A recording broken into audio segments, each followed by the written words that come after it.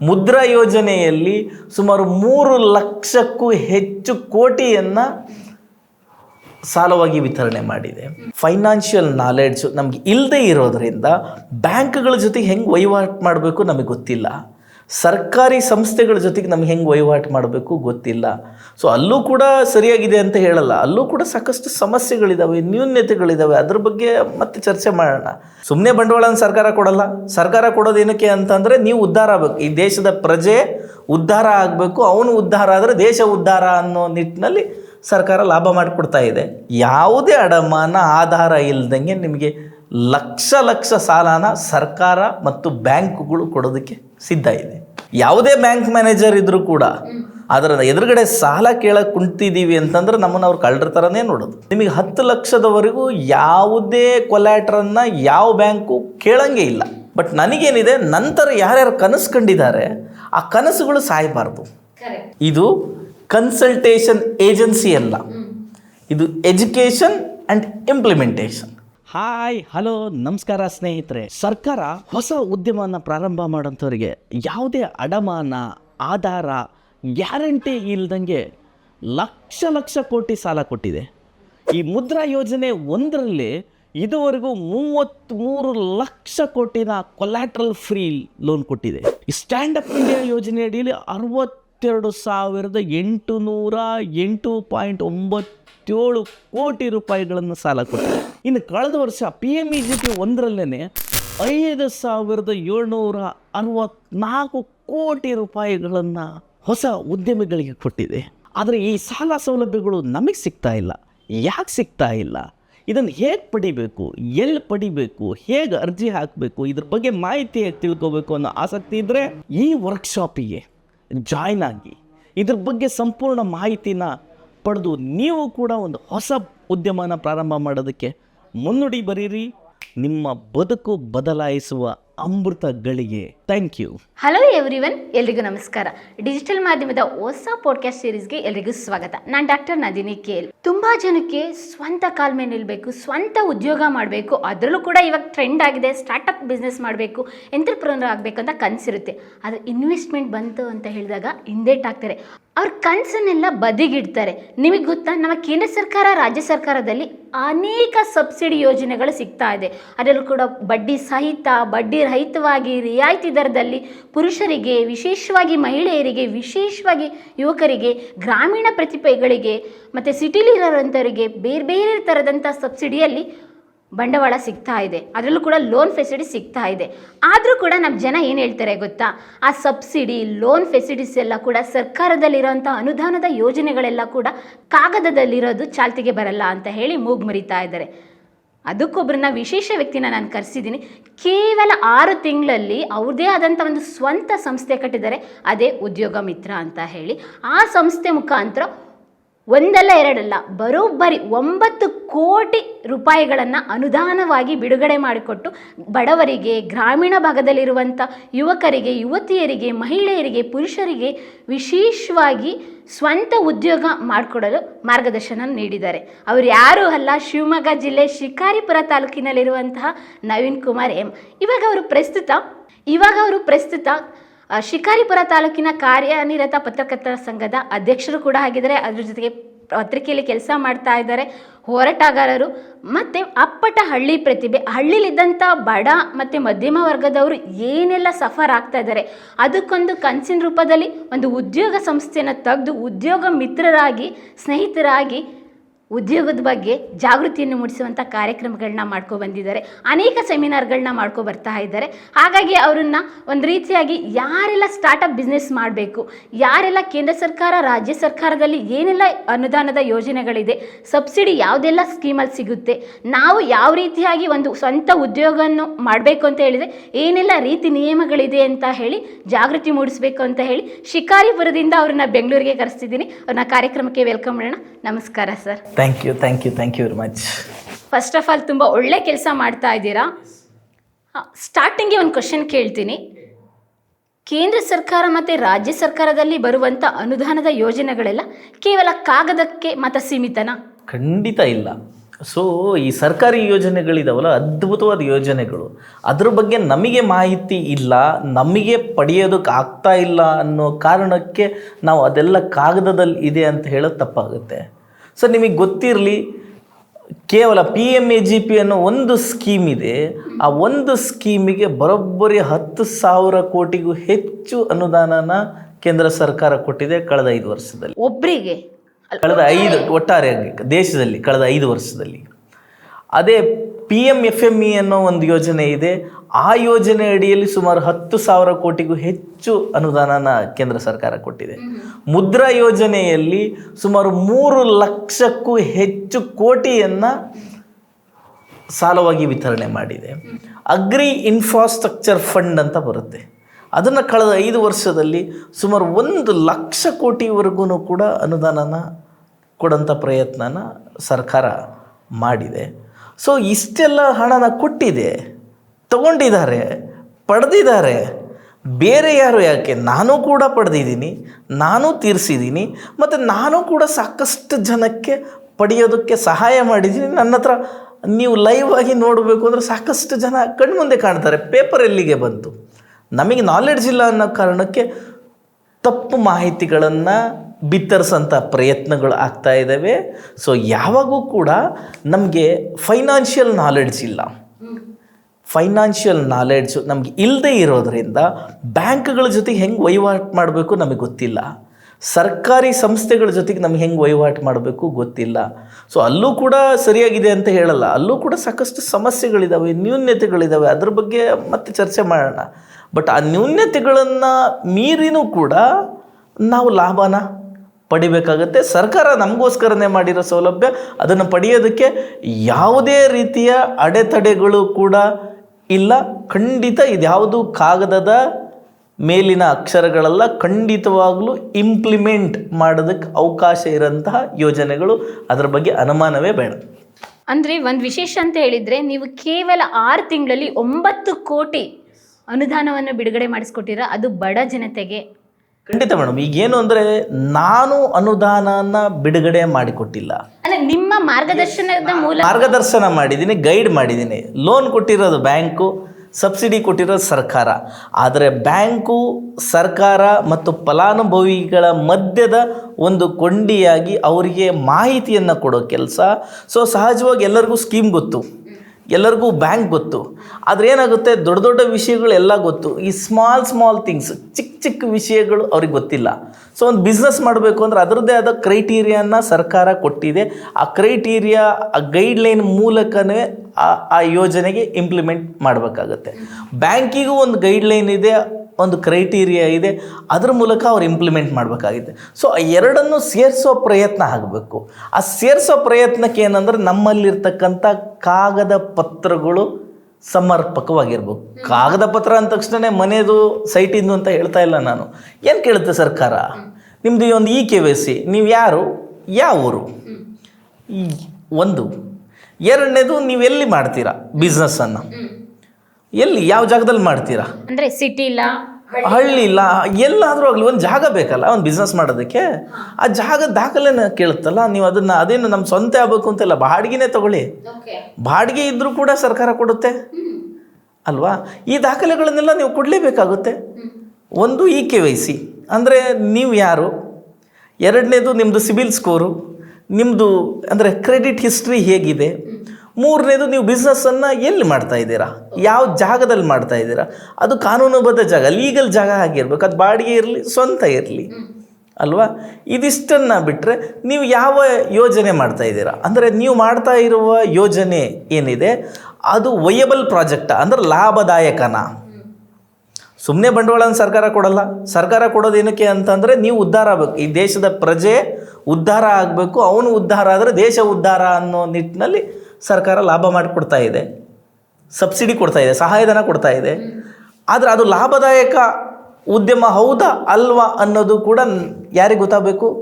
ಬ್ಯಾಂಕಿಗೆ ಮನವರಿಕೆ ಆಗಬೇಕು, ಸರ್ಕಾರಕ್ಕೆ ಮನವರಿಕೆ ಆಗಬೇಕು. ಆ ಮನವರಿಕೆ ಮಾಡಿಕೊಡೋಂಥ ಪ್ರಯತ್ನವನ್ನು ನಾವು ಸಮರ್ಪಕವಾಗಿ ಮಾಡಿಕೊಟ್ರೆ ಯಾವುದೇ ಅಡಮಾನ ಆಧಾರ ಇಲ್ಲದಂಗೆ ನಿಮಗೆ ಲಕ್ಷ ಸಾಲನ ಸರ್ಕಾರ ಮತ್ತು ಬ್ಯಾಂಕುಗಳು ಕೊಡೋದಕ್ಕೆ ಸಿದ್ಧ ಇದೆ. ಅಂದರೆ ಯಾವುದೇ ಅಡಮಾನ ಮತ್ತು ಏನನ್ನು ಕೂಡ ಅಡ ಇಳ್ದೇ ಸಾಲ ಸಿಗುತ್ತೆ ಅಂತ ಹೇಳಿದ್ರಲ್ಲ, ಅದು ನಮ್ಮ ಜನಗಳಿಗೆ ಗೊತ್ತಾಗಬೇಕಾಗಿತ್ತು. ಖಂಡಿತ ಗೊತ್ತಿದೆ, ತುಂಬ ಜನ ಗೊತ್ತಿದೆ, ಇದೇನು ಹೊಸ ವಿಷಯ ಅಲ್ಲ, ತುಂಬ ಜನ ತಗೊಂಡಿದ್ದಾರೆ ಕೂಡ. ಆದರೆ ಏನಾಗುತ್ತೆ ಅಂತಂದರೆ, ನಿಮಗೆ ಈಗ ನಾನು ಕಳೆದ ನಮ್ಮದು ಎಲ್ಲದಕ್ಕೂ ಕೂಡ ನಮ್ಮದೊಂದು ಬ್ರೈನ್ ಕಾರಣ ಅಂತ ಹೇಳ್ತೀವಿ ನಾವು.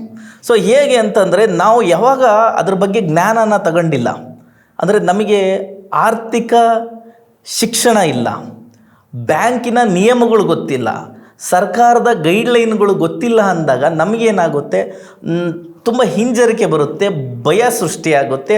ಆ ಭಯ ಸೃಷ್ಟಿಯಾದಾಗ ನಮ್ಮದು ಒಳ್ಳೆ ಅದ್ಭುತವಾದ ಯೋಜನೆ ಇದ್ದಾಗೂ ಕೂಡ ನಾವು ಬ್ಯಾಂಕ್ ಮ್ಯಾನೇಜರ್ ಹತ್ರ ಕೂತ್ಕೊಂಡಾಗ ನಮಗೆ ಮಾತುಗಳೇ ಹೊರಗೆ ಬರಲ್ಲ. ಸೊ ಆ ತೊದಲು ಮಾತುಗಳು, ಅಸ್ಪಷ್ಟ ಮಾತುಗಳು ಏನು ಅನಿಸುತ್ತೆ ಅಂದ್ರೆ, ಆ ಬ್ಯಾಂಕ್ ಮ್ಯಾನೇಜರ್ ಎದುರುಗಡೆ ನಮ್ಮ ಮೇಲೆ ಅನುಮಾನ ಹುಟ್ಟಿಸ್ಬೋದು. ಯಾವುದೇ ಬ್ಯಾಂಕ್ ಮ್ಯಾನೇಜರ್ ಇದ್ದರೂ ಕೂಡ ತುಂಬ ಒಳ್ಳೆಯವರು ಇರ್ತಾರೆ, ಎಲ್ಲರೂ ಒಳ್ಳೆಯವರು ಇರ್ತಾರೆ, ಎಲ್ಲರಿಗೂ ಸಹಾಯ ಮಾಡಬೇಕು ಅಂತ ಇರುತ್ತೆ. ಆದರೆ ಎದುರುಗಡೆ ಸಾಲ ಕೇಳಕ್ಕೆ ಕುಂತಿದ್ದೀವಿ ಅಂತಂದ್ರೆ ನಮ್ಮನ್ನು ಅವ್ರು ಕಳ್ಳರ ಥರನೇ ನೋಡೋದು. ಅವನ ಹಿಂದೆ ಎಷ್ಟೇ ಆಸ್ತಿ ಇರಲಿ, ಎಷ್ಟೇ ಖುಷಿ ಇರಲಿ, ಆದರೆ ನಾವು ಸಾಲ ಕೇಳಕ್ಕೆ ಬಂದಿದ್ದೀವಿ ಅಂದರೆ ಇವನು ಕಳ್ಳ ಅಂತಲೇ ಅವ್ರು ಟ್ರೀಟ್ ಮಾಡೋದು. ಅವ್ರ ಎದುರುಗಡೆ ನಾನು ಕಳ್ಳ ಅಲ್ಲ, ನಾನು ಪ್ರಾಮಾಣಿಕ ಇದ್ದೀನಿ, ನೀವು ಕೊಡೋ ದುಡ್ಡನ್ನು ನಾನು ಸಮರ್ಥವಾಗಿ ಕಟ್ಟ ಶಕ್ತಿ ನನ್ನಲ್ಲಿದೆ, ನಾನು ಕಟ್ತೀನಿ ಅನ್ನೋದನ್ನು ರುಜುವಾತು ಯಾರು ಮಾಡ್ಕೊಳ್ತಾರೋ ಅವ್ರ ಪರವಾಗಿ ಅವರ ಒಂದು ವಿಶ್ವಾಸ ಖಂಡಿತವಾಗ್ಲೂ ಇರುತ್ತೆ. ಇವಾಗ ಎಷ್ಟೋ ಜನ ಹೇಗೆ ಅಂತ ಹೇಳಿದರೆ, ಸರ್ಕಾರದಿಂದ ಒಂದು ಲೋನ್ ಫೆಸಿಲಿಟೀಸು ಅಥವಾ ಸಬ್ಸಿಡಿ ತೊಗೋಬೇಕು ಅಂತ ಹೇಳಿದಾಗ, ಇವಾಗ ಬ್ಯಾಂಕಿಗೆ ಹೋಗಿ ನಾವೇನಾದರೂ ಸಾಲ ಕೇಳ್ತೀವಿ ತೊಗೋಬೇಕು ಅಂತ ಹೇಳಿದಾಗ, ಒಂದು ನಮ್ಮದು ಆಸ್ತಿ ಪತ್ರನ ಅಡ ಇಡಿ ಅಂತ ಕೇಳ್ತಾರೆ, ಶ್ಯೂರಿಟಿ ಯಾರಾದರೂ ತೊಗೋಬೇಕಂತ ಹೇಳ್ತಾರೆ.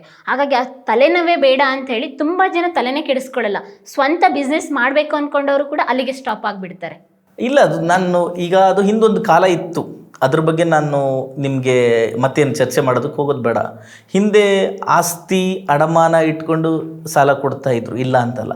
ಆದರೆ ಇತ್ತೀಚೆಗೆ ಬಂದಿರುವ ಸರ್ಕಾರಗಳು, ಕೇಂದ್ರ ಸರ್ಕಾರ, ಈಗಿರ್ತಕ್ಕಂಥ ಕೇಂದ್ರ ಸರ್ಕಾರ ಮಾಡಿರುವ ಹಲವಾರು ಯೋಜನೆಗಳು, ನಿಯಮಗಳು ಹೇಗಿದೆ ಅಂದರೆ, ನಿಮಗೆ 10 ಲಕ್ಷದವರೆಗೂ ಯಾವುದೇ ಕೊಲ್ಯಾಟ್ರನ್ನ ಯಾವ ಬ್ಯಾಂಕು ಕೇಳಂಗೆ ಇಲ್ಲ. 10 ಲಕ್ಷ? ಹೌದೌದು, ನೀವು 10 ಲಕ್ಷದವರೆಗೂ ಯಾವುದೇ ಬ್ಯಾಂಕು ಕೂಡ ಬಿಸ್ನೆಸ್ ಪರ್ಪಸ್, ನೀವು ವ್ಯಾಪಾರ ಮಾಡ್ತೀರಾ ಅನ್ನೋದಾದರೆ, ಉದ್ಯಮ ಮಾಡ್ತೀರಾ, ಅಲ್ಲೊಂದಷ್ಟು ಉದ್ಯೋಗ ಸೃಷ್ಟಿ ಮಾಡ್ತೀರಾ ಅಂತಂದರೆ ಯಾವುದೇ ಬ್ಯಾಂಕು ಕೂಡ ನಿಮಗೆ 10 ಲಕ್ಷದವರೆಗೂ ಶ್ಯೂರಿಟಿಯನ್ನು ಕೇಳೋ ಹಾಗಿಲ್ಲ. ಸೊ ಆ ಶ್ಯೂರಿಟಿ ಕಾರಣಕ್ಕೆ ನಿಮಗೇನಾದರೂ ಸಾಲನ ಅವ್ರು ರಿಜೆಕ್ಟ್ ಮಾಡ್ತೀವಿ ಅಂತ ಲಿಖಿತವಾಗಿ ಬರೆದು ಕೊಟ್ಟರೆ ನೀವು ಅದನ್ನು ಮೇಲ್ಮನವಿಯನ್ನು ಸಲ್ಲಿಸಬಹುದು. ಯಾಕಂದರೆ ನಿಮಗೆ ಈ ಕಾರಣವನ್ನು ಕೊಟ್ಟು ರಿಜೆಕ್ಟ್ ಮಾಡೋದಕ್ಕೆ ಸರ್ಕಾರ ಅವಕಾಶನೇ ಕೊಟ್ಟಿಲ್ಲ. ಹಾಗಾಗಿ 10 ಲಕ್ಷದವರೆಗೂ ಯಾವುದೇ ಗ್ಯಾರಂಟಿನೂ ಕೂಡ ಯಾವುದೇ ಬ್ಯಾಂಕುಗಳು ಕೂಡ ಕೇಳುವ ಹಾಗಿಲ್ಲ ಹೊಸ ಉದ್ಯಮಗಳನ್ನು ಪ್ರಾರಂಭಿಸೋದಕ್ಕೆ. ನಿಮಗೆ ಈ ಥರದೊಂದು ಕಾನ್ಸೆಪ್ಟ್ ಉದ್ಯಮ ಮಿತ್ರ ಸಂಸ್ಥೆನ ಸ್ಥಾಪನೆ ಮಾಡಬೇಕು ಅಂತ ಯಾಕೆ ಅನ್ನಿಸ್ತು? ಎಸ್, ಉದ್ಯಮ ಮಿತ್ರ ಸಂಸ್ಥೆನ ನಾನು ಸ್ಥಾಪನೆ ಮಾಡಬೇಕು ಅಂದರೆ ಮತ್ತೆ ನಾನು ಹಿಸ್ಟ್ರಿಗೆ ಹೋಗಬೇಕಾಗತ್ತೆ. ಸೊ ನಾನು ಸುಮಾರು ಒಂದು 12 ವರ್ಷಗಳ ಹಿಂದೆಯೇ ನಾನು ಭಾರತದಲ್ಲೇ ಫಸ್ಟ್ ಡಿಜಿಟಲ್ ಶಾಪಿಂಗ್ ಮಾಲನ್ನು ಓಪನ್ ಮಾಡಿದ್ವಿ. ಡಿಜಿಟಲ್ ಶಾಪಿಂಗ್ ಮಾಲ್ ಅನ್ನೋದು ಈಗ ನೀವು ಗೂಗಲಲ್ಲಿ ಮೇ ಬಿ ಸರ್ಚ್ ಮಾಡಿದ್ರೆ ಸಿಗ್ಬೋದು ಅನಿಸುತ್ತೆ, ಅದು ಫೇಸ್ಬುಕ್ಕಲ್ಲಿ ಕೂಡ ಇದೆ. ಡಿಜಿಟಲ್ ಶಾಪಿಂಗ್ ಮಾಲ್ ಅನ್ನೋದು ಪ್ರಾಯಶಃ 11-12 ವರ್ಷದ ಹಿಂದೆ ಒಂದು ಇನೋವೇಟಿವ್ ಕಾನ್ಸೆಪ್ಟ್ ಅದು. ಅಂದರೆ ಲೈಕ್ ನಾವು ಇವಾಗ ಅಮೆಝಾನಲ್ಲಿ ಏನೋ ಪರ್ಚೇಸ್ ಮಾಡ್ತೀವಿ, ಆನ್ಲೈನ್ ಪರ್ಚೇಸಿಂಗು. ನೀವು ಆನ್ಲೈನ್ ಪರ್ಚೇಸಿಂಗ್, ಅವತ್ತು ಜಿಯೋ ಇರಲಿಲ್ಲ, ಇಂಟರ್ನೆಟ್ ಇಷ್ಟು ಕಡಿಮೆಗಿರಲಿಲ್ಲ, ಇಂಟರ್ನೆಟ್ ಬಗ್ಗೆ ಜನಗಳಿಗೆ ಇಷ್ಟು ಮಾಹಿತಿ ಇರಲಿಲ್ಲ.